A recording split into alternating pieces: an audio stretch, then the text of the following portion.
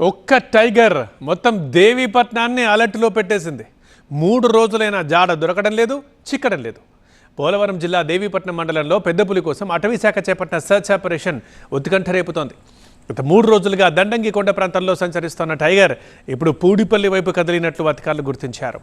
అయితే ప్రతి గంటకి లొకేషన్ మారుస్తూ సవాల్ విసురుతున్న ఈ పెద్దపులిని పట్టుకోవడం కోసం భారీ స్థాయిలో రెస్క్యూ మిషన్ కొనసాగుతోంది. 1 కాదు 2 కాదు ఏకంగా 6 ప్రత్యేక హనుమాన్ బృందాలు రంగంలోకి దిగాయి.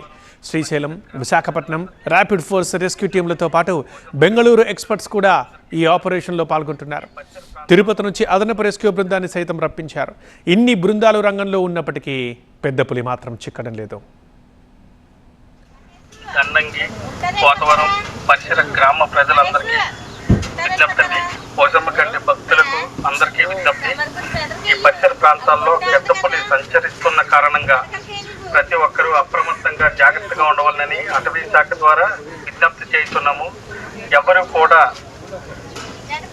ఒంటరిగా బయటికి వెళ్ళవద్దని రైతులకు, ప్రజలకు, అందరికీ, భక్తులకు అందరికీ అటవీ శాఖ ద్వారా అందరికీ హెచ్చరిక జారీ చేస్తున్నామండి. అందరూ జాగ్రత్తగా ఉండవాలని విజ్ఞప్తి చేస్తున్నాము.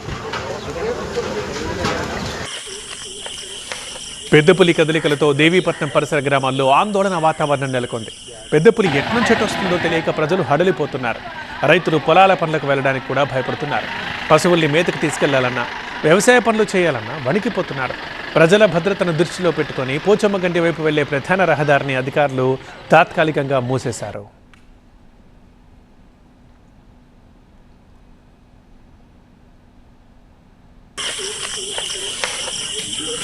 నెట్వర్క్ లేదు కదా, నెట్వర్క్ వస్తుంది.